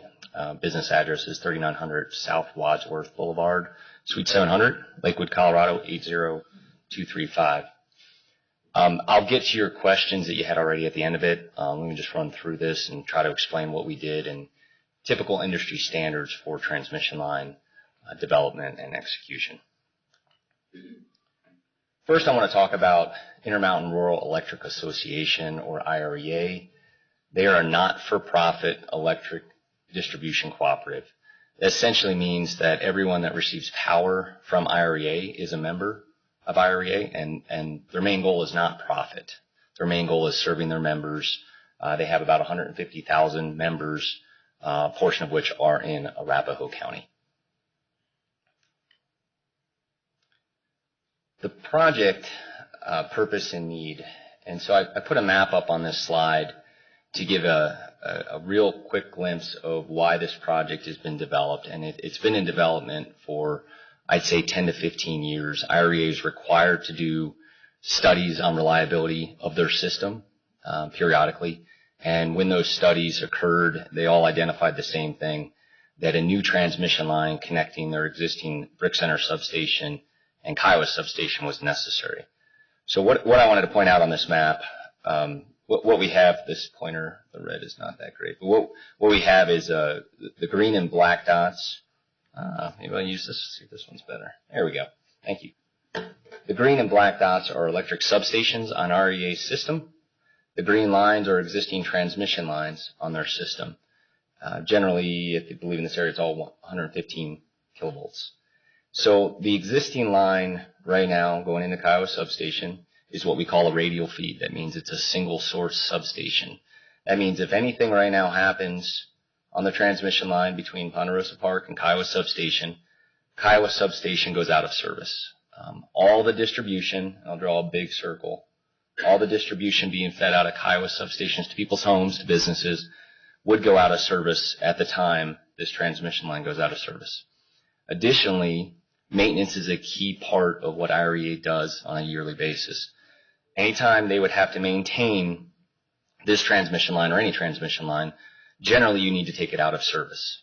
IREA can't do that right now without making a lot of impacts to residents locally.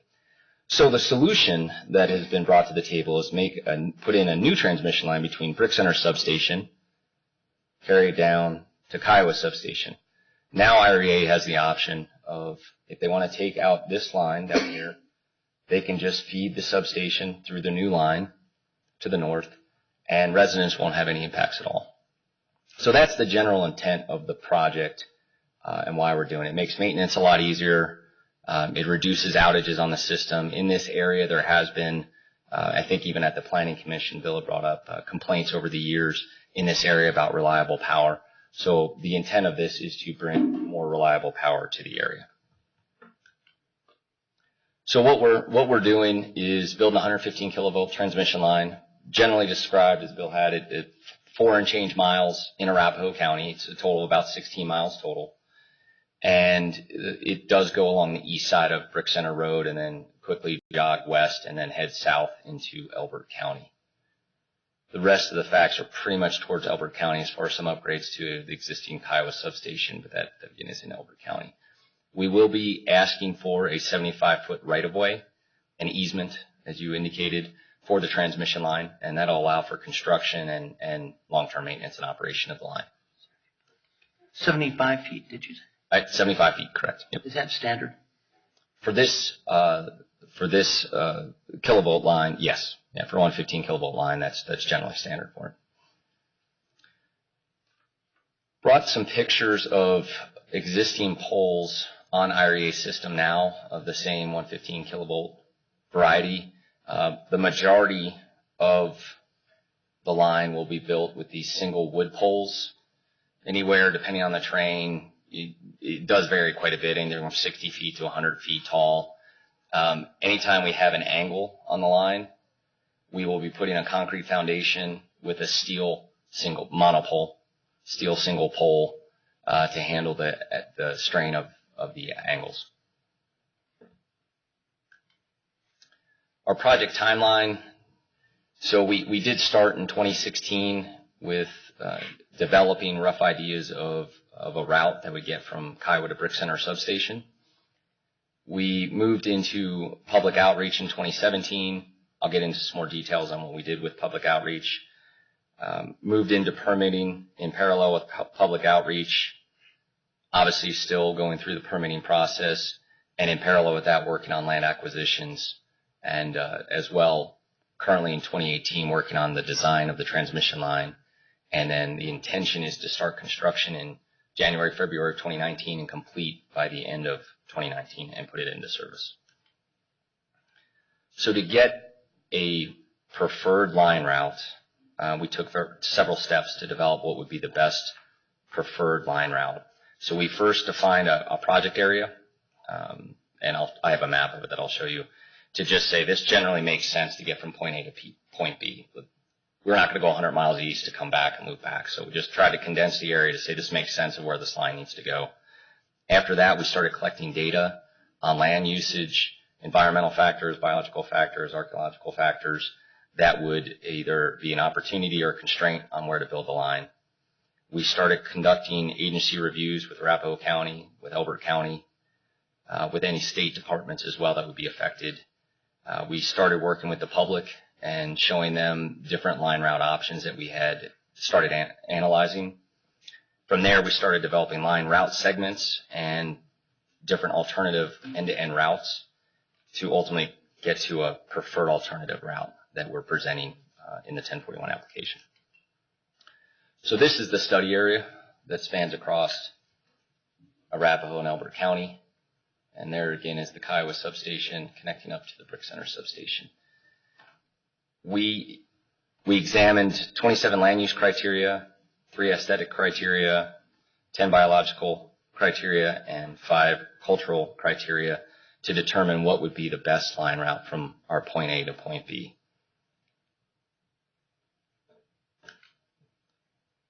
This is the list of land use criteria and environmental evaluation criteria as well. This information's in the permit application as well, as far as the details specifically of what we reviewed. But I think generally one of the things to get away from this slide, even though it's very difficult to read, is that we did not just look at point A to point B and said, let's do a straight line and just connect the substations and forget all other concerns. We tried to take into account several factors that would affect the line route from the county's perspective as well as landowner perspective. From our public involvement standpoint, we started with a couple of open house meetings in June of 2017, and at that identified the study area for the project and sent out notices to over 1,100 landowners. So we noticed the entire study area to tell them, hey, if you have any questions or concerns, come to the meeting. After that, after we developed the 4 alternative line routes and the preferred route, we held a combined open house in Kiowa in September to show these preferred alternative routes and the preferred alternative route as well as the alternative routes we had developed. So in addition to the open house meetings and throughout the public involvement, the main public involvement period, we had a website set up for the project, which is still active today, that provides updates on where the project stands from a timeline perspective.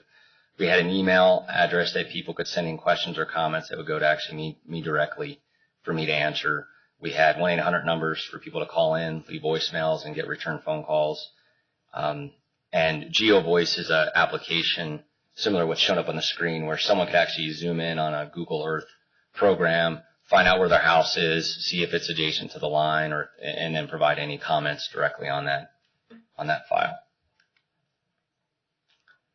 So walking backwards a little bit with it, we developed 41 different route segments. So these would be segments from any of these black nodes, and that would be a segment. So 41 segments to just generally get us a more fine-tuned idea of, well, how do we get from point A to point B? What are our options? After doing this, we evaluated those route segments to determine, well, this particular route segment may not work because of a county regulation. In Elbert County specifically, there were certain regulations we had to follow where some of these route segments were determined to not be preferred. From there, we developed 4 end-to-end line routes between the Kiowa substation and Brick Center substation, presented to the public as well as presenting that with our analysis, Route A was the preferred route with the least amount of impacts. So that was presented at the September open house with the public. So generally, the application is in conformance with all 25 criteria of the Arapahoe County guidelines for the 1041 permit and the location and extent proposal. And I believe we've done our due diligence in determining what would be the least impact route for this line. So with that, we can open it up to questions. And Questions for Mr. Murphy. Commissioner Sharp. So when you go back to that last picture, can you tell me, will the new line be adjacent to that, replace that? How will this look? Because those are single pole. Those are single pole distribution lines, so they're a much lower voltage, and the lines that typically they would go to your house, they're about 30 feet, 35 feet tall. And so we're talking about, double that at least pole size. This picture is a picture of the area, the project area. This is not a picture specifically of Brick Center Road where the line's going. Okay. So let's say, so there are no existing poles. Yeah, actually this one, let me just check. Yep, okay, I got it. I just got to get my memory right here. So that is a picture of Brick Center Road here. Sorry, the bottom one is not a Brick Center. So this is Brick Center Road, and there are some distribution lines further up north, probably a little too hard to see in this picture, but the line would generally be coming down this road. It jogs over near a creek area and then continues on the east side of this road. Okay. So can you tell me about working with the neighbors and the people, the property owners, I should say? Sure. Yep. And where you are with that process? Yep. So when we talk about working with landowners, the public involvement was a big key part of trying to get the word out about what we're trying to do and getting back comments. And typically in the industry, what you get back with comments a lot of times are, hey, you don't show it on this Google Earth image right now, but I just installed a new barn, or I installed, there's a well on the property now. Let's make sure that's taken into consideration. We wouldn't want to put a line directly over, we can't over a barn or something along those lines. So we typically try to fish for those type of comments as well as any routing suggestions that come up. Once we've gotten through all that and decided, okay, this is the preferred route, we need to work with landowners on easements. We did send out offers in early April for all. There's 6 landowners affected in Arapahoe County. So we sent out offers in early April to all 6 landowners. I'd say this is just an impression. We don't have any landowners that have signed yet the letter of intent. I'd say my general impression is 3 of them have indicated verbally to us that they're fine with the offer and are going to move forward with it. 1 of the landowners is out of the country and should be coming back later this week or next week. And then 2 of the landowners has expressed opposition to the project. And so is that just in Arapahoe County? That's just in Arapahoe County. That's correct. Okay. And what's your, if I could please follow up, so what's your process in working with, because I think we'll hear from that landowner or their attorney. So what's your process going forward with any land, not just this landowner, but any landowner that has continuing issues? Sure. So what we did let me step it back just a little bit. When we sent out offers, we did get appraisal reports for all the properties in the area and the affected landowners. So when the offers were made, they were with an understanding of what the market value is of the land. And so the intention is to make a fair market value offer for the easement. Now, with an easement, you're not buying the land. You're basically saying you want to use the land for a specific use. There will be restrictions, depending on, again, you can't build a barn underneath the transmission line would be a restriction of some sort that would come up. But essentially the landowner maintains ownership of the land. IREA obtains an easement so that they can continue to operate the line and maintain it. So what we did was based on market value, made offers to the landowners, reached out to them after the offers were sent out to see if there's any questions or comments. And frankly, it's taken a little bit of time to get in touch with everyone and see what the responses are. But again, just with what we have here, we kind of know where the standing is. So the intention is to continue to work with them and get their responses as far as what they might think fair market value is. I know with the gentleman that's going to probably be coming up, he's maintained that they're hiring their own folks to try to determine market value. And once we hear from them, we'll be able to talk more intelligently about. And that'll be negotiated between the two of. Yep. Between IREA and the landowner. And the landowner. That's right. Yeah. And this is from an industry standpoint too. I should mention with transmission lines. I mean, my company does this. Has been doing this for 40 years or so. This is fairly typical as far as the permitting timeline and land acquisition timeline. For various projects, it's kind of a chicken and egg scenario where you need to determine a line route, you need to work with landowners to get input, but you also know you have to go through permitting. And so this isn't, again, I'll go back to this is not a for-profit endeavor to where, it's viable to spend and execute easements with landowners when you don't have your permit in hand yet. So the lines are scheduled to go in on the east side of Brick Center Road as it comes into Arapahoe County and goes to the Brick Center station, correct? That's correct. Aren't there already easements close to the road that are in place? For the distribution lines, there's a small section of distribution lines that there are easements for. That's correct. And those are your distribution lines? That's correct. Yeah, and we're going to be what we're going to do is take that distribution line off those existing poles, put them on this new pole, what we call underbuild. So we'll have our let me move back here just to show you a better picture of it. All right. This is going to take its time. Understand. Guess I put those pictures at the front. There we go. So essentially, we'll be building, the distribution lines will just be underneath the transmission lines that are up here in those areas where we'll be replacing those distribution poles.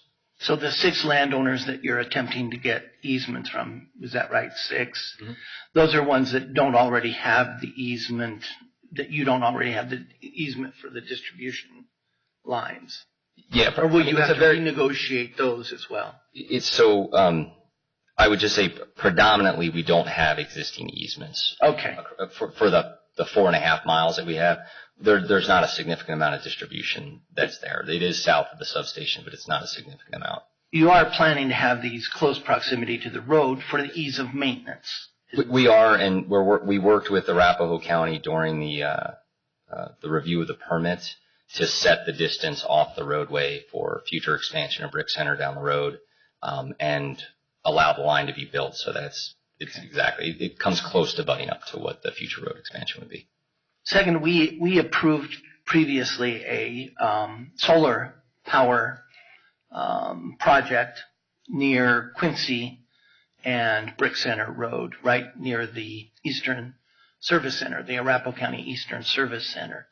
And it was a pretty large solar project.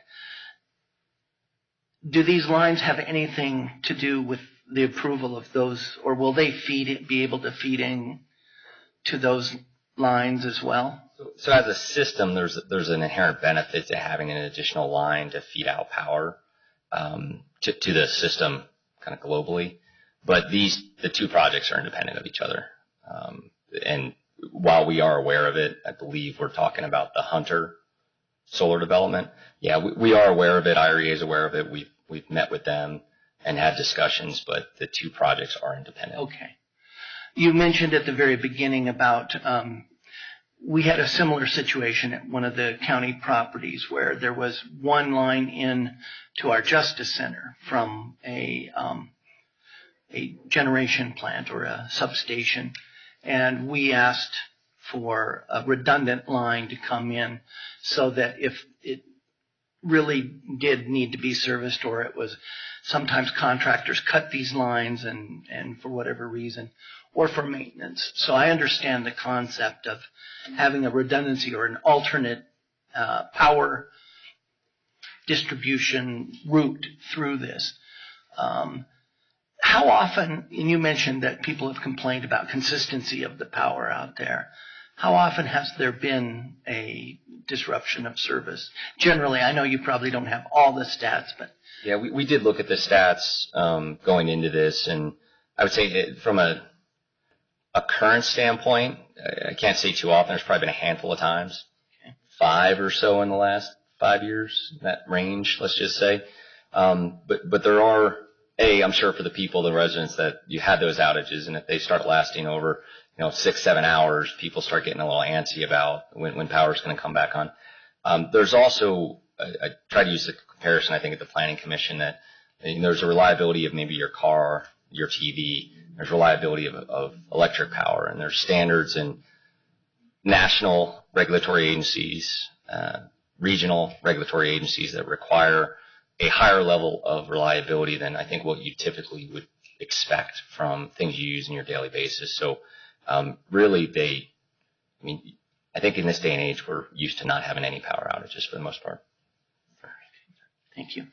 Commissioner Jackson, did you have a question? I think it's been covered, but I'll just sort of say, so this power line is going to be along Brick Center Road, not in the middle of some field or something. It'll be on the road. And how much area will it take up? How many feet from the road? Did you say 75? So the easement width, the line will be in the center of the easement, and the easement width is 75 feet. Okay. So I'll go into a little bit of detail on this because we did have discussions with Arapahoe County about some accommodations. Normally, with counties, cities and such, when you butt up against a road, you don't necessarily need to get your full width easement. You'll butt the line up, let's say, within 10 feet of the edge of the road. And the only concern that you typically have is these conductors, these wires, in heavy winds, they will swing a bit. So legally, from a safety standpoint, and the fact that you are swinging over property, if you're just in private land, you're going to want to get that full 75 feet so that as the conductors swing, you're fully covered with that width. When you butt up against a roadway, the conductors can swing over the roadway, still completely safe from clearance to traffic and such, but they'll swing over the roadway, and there's just agreement of why have a bigger easement that you don't need. So in Arapahoe County, we are intending to butt up against Brick Center Road, but Arapahoe mentioned a desire for 114-foot right-of-way for Brick Center Road long-term. And so we shifted the line to accommodate that. So if it's built today, it's not going to be 10 foot off the road today, but it's intended such that in the future that the road can be butt up against it. Commissioner Sharp. One other question would just really, what does this line do for future development in that area? So right now they would have service in this area along Brick Center and in that whole area based on the existing line. But what this line does is give that redundancy or will this allow additional development in the area from this line itself? Part of the Not sure I said that very well. I think I know where you're going with it. Is that part of the system planning and the studies that are done to identify this as a reliability concern takes into account future growth. So we already know of the potential for future growth in this area and are trying to get ahead of that rather than being way behind it. And so as more housing developments come in, if hospitals want to go into the area, and you had mentioned for one of the government buildings needing a redundant feed, hospitals need quite a bit of power. They need multiple feeds. So as you look at development as a whole, you need to have multiple sources of power as they get overloaded and need to be maintained and upgraded and such. So while I can't say specifically you build this line and there's going to be a hospital built right next to it, it does nothing but help support development in the area. Future development. Future development in the area. Okay, great. Thank you. Any other questions for Mr. Murphy? Yes, Commissioner Conti. The letter that we were given, they addressed the issue of electromagnetic fields that pose a risk to both humans and animals, and I quote, talk to me about the types of specific transmission lines that are going to be in the area and what type of electromagnetic field that they might foster. So I'm not going to give you numbers. Apologies. We do have studies available. So National Institute of Health is a study that we refer to quite frequently that has examined electromagnetic frequencies, I'll say in comparison of what your microwave, what a radio might produce. And the general consensus is that you're exposed to more EMF in your house on a daily basis than you would ever be on a transmission line of this voltage. And so I don't think there is a strong debate any longer about the effects of EMF on people and cattle per se. I think there are some studies that make speculations about possible links. Most of those studies conclude with there's no conclusive evidence that it's an actual link between EMF and whatever the health concern may be, cancer or leukemia. It always concludes with it's inconclusive. Commissioner Conti. Thank you. And is it usually the microwave that's the big culprit in your house? I don't want to misquote something. Okay. Any other questions for Mr. Murphy? Thank you very much. We're going to ask for Mr. Campbell to come forward, and or Mr. Is it Freud? Friend? Excellent. Good morning. Chairman, Commissioners, thank you. If you'd state your name and address for the record. My name is Jim Campbell with the law firm of Campbell, Killen, Britton, and Ray, 270 St. Paul Street, Denver, 80209. Hang on just a second. I'm sorry. Okay, I didn't realize that. I thought it was... First thing that I need to do is I need to bang this thing and say I'm opening up the public hearing. Okay? And now I'm going ahead, and you'll have 3 minutes. Watch the lights right in front of you there. Do I need to restate my name, or are we good? No, you're good with that. Yeah, I just After the needed bang. to make sure that I was opening it up to public hearing because you're not the applicant. I was thinking that you were somehow associated with the applicant, but we're good now. Chairman, Commissioners. Again, I represent Friend Investments in Running Creek Ranch. They are by far the largest landowner affected by this line. They own 5 miles out of the 16 total and 3 miles of the 4.3 miles in Arapahoe County. And I heard Dale talk about that. I agree that there is some debate on whether there's health issues associated with. What there is no debate on, though, is it's got a bad public perception. People don't want to live near them. Developers don't want to develop around them. I guess I can't get it up, but Dale had, if you look at the line, there's a portion of the line in Elbert County where they were forced to jog over a certain distance so that they would have to be they couldn't be within a quarter mile of existing subdivision. That was a county requirement that Dale had mentioned. So regardless of whether the studies show there's no effect, the fact of the matter is, from a development perspective, people still don't want to live near them. They're unsightly, and people still feel they're unsafe. If that's the case and there were truly a setback requirement and Mr. Friend tried to develop his property, virtually all of his property would be undevelopable. For that reason, we think there are alternative routes that have less of an impact on future development. Mr. Friend's property is squarely in the crosshairs of future development. But recognizing, that it's tough to fight a condemning authority, at the very least, Mr. Friend needs to be compensated for the loss of residual value.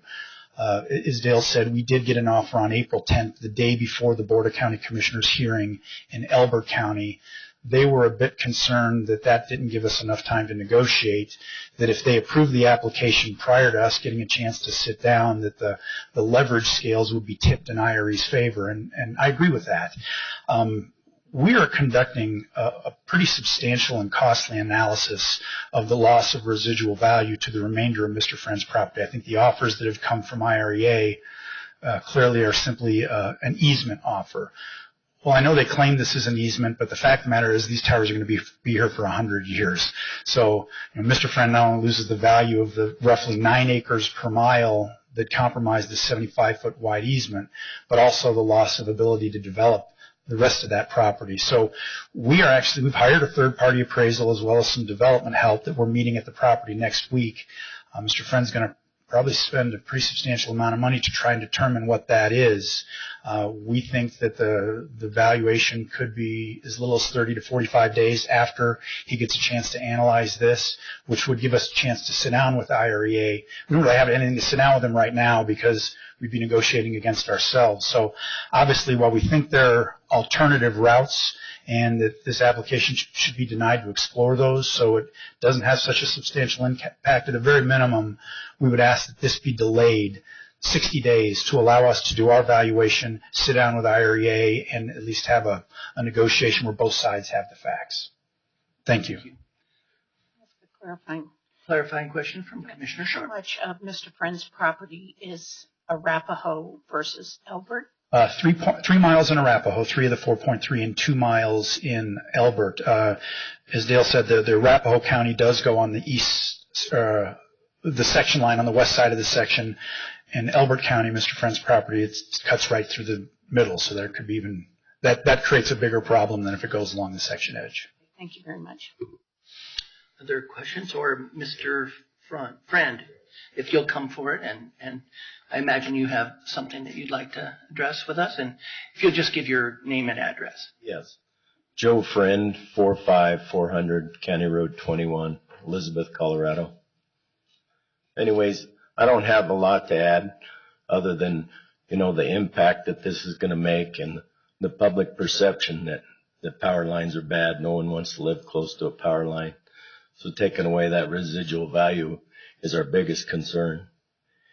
Also, just want to let you know that there's a very strong opposition to this. There's a subdivision right across the street. It's less than a quarter of a mile.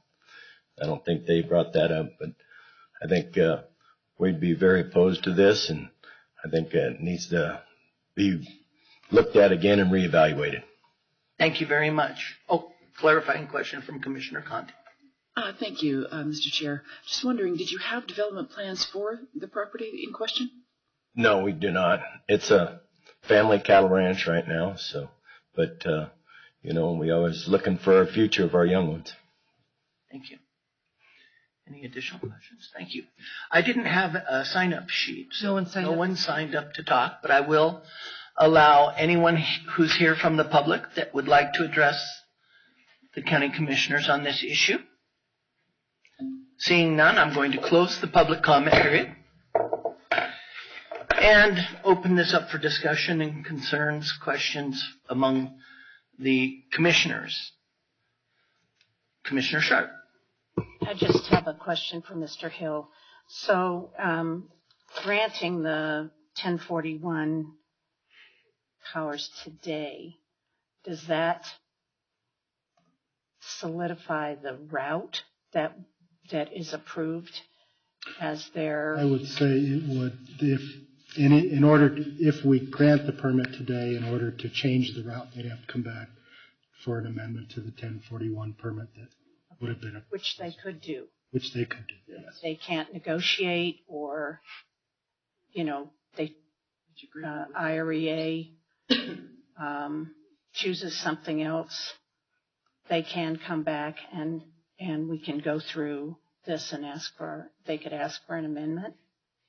They would be able to ask to amend the permit if there was a need, for instance, unable to close a deal to acquire necessary right of way for whatever reason, then they could come back and ask for that. If it's approved, then that kind of sets the route, at least for purposes of this permit. But that's not to say that it couldn't be amended in the future. Great, thank you. Any other comments or questions? If not, I will go ahead and make a motion. With these 1041s, it actually does say it's a state interest, and it goes beyond just the immediate vicinity. There are a lot of customers of IREA that are asking IREA to do the best job that they possibly can for them in making sure that they have consistent, reliable power. So, in the case of ASI 17-001, IREA Electrical Reliability Upgrade 1041 permit, I have reviewed the staff report, including all exhibits and attachments, and have listened to the applicant's presentation and any public comment as presented at the hearing, and hereby move to approve this application based on the findings in the staff report, subject to the following conditions. 1, prior to signature of the final copy of these plans, the applicant agrees to address Public Works staff comments and concerns, including providing questions and concerns. 2, damage to county roads created by the applicant's construction equipment will be repaired to the pre-construction condition following construction. 3, all necessary utility easements or transmission of rights of way must be recorded and executed prior to the construction of the transmission line. 4, the applicant will need to create a noxious weed management plan and follow the plan in order to deal with noxious weeds. The applicant will provide the county with a copy of the noxious weed management plan. So I have made the motion. I would second. Seconded by Commissioner Conti. Shall we do a roll call vote on this one too?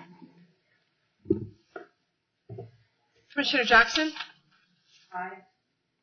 Commissioner Holland? Aye. Commissioner Sharp? Yes. Commissioner Conti? Yes. Commissioner Baker? Aye. Motion passes. Motion passes unanimously. Thank you very much for your presentations today. We really appreciate everyone coming to address those. We do have one additional general business item. It's the first reading of an ordinance banning fireworks. And the county attorney will be presenting. So Mr. Carl, whenever you're ready.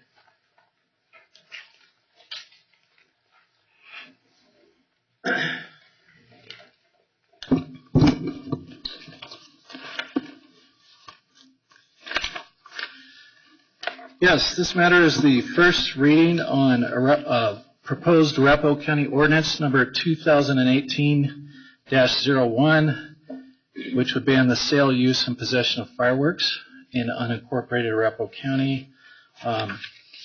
So consistent with state statute, what I'm going to do is read the ordinance, the proposed ordinance into the record.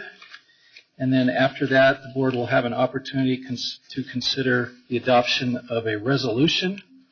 We've tweaked the language of the ordinance just a little bit from what was submitted in the draft resolution that's in your packet, and I've provided you a revised copy of a resolution that includes those tweaks, and I've given a copy of that revised resolution to the clerk. So we'll be asking you to approve a motion adopting this revised resolution, revised draft resolution after I read the ordinance into the record. So here goes. I know this has been a long hearing, so I'll try to do this as fast as I can. Ordinance number 2018-01, an ordinance prohibiting the sale, use, and possession of fireworks within unincorporated Arapahoe County. Whereas, pursuant to CRS Section 30-15-401, the Board of County Commissioners of Arapahoe County has the power to adopt ordinances for the control of those matters of local concern. And whereas, pursuant to CRS Section 30-15-401 and parens 1 and parens N.7, matters of local concern include prohibiting or restricting the sale, use, and possession of fireworks, including permissible fireworks as defined in CRS Sections 12-28-101 in parent 3 and in parent 8. And whereas the authority provided in CRS Section 30-15-401 and parens 1 and parens N.7 allows the Board of County Commissioners to prohibit or restrict the sale, use, and possession of fireworks in all or part of the unincorporated areas of the county for a period not to exceed 1 year, including the time period of May 31 and July 5, unless the Board of County Commissioners makes a finding of high fire danger based on competent evidence. And whereas, based on competent evidence presented on this date by the Sheriff's Office, the Board of County Commissioners hereby finds that a high fire danger exists in the unincorporated areas of the county, and whereas it is the opinion of the Board of County Commissioners that in order to preserve the public peace, health, safety, and welfare of the citizens of Arapahoe County, they should take the following action. Now, therefore, be it ordained by the Board of County Commissioners of Arapahoe County the following. Section 1. Titled Prohibition on the Sale, Use, and Possession of Fireworks. Number 1, the sale, use, and possession of fireworks, including but not limited to permissible fireworks as defined in CRS Sections 12-28-101 in parens 3 and in parens 8, are prohibited in all unincorporated areas of Arapahoe County. Number 2, the above prohibition on the sale, use, and possession of fireworks does not apply with respect to display fireworks, display retailers, and display operators as defined in CRS Section 24-33.5-201 to the extent such sale, use, and possession is in compliance with applicable state and local laws, ordinances, and regulations, and to the extent the following conditions are satisfied. Sub I, any use of display fireworks is supervised by firefighting and or local public safety personnel, and sub II, adequate fire suppression equipment is at the scene of any use of display fireworks.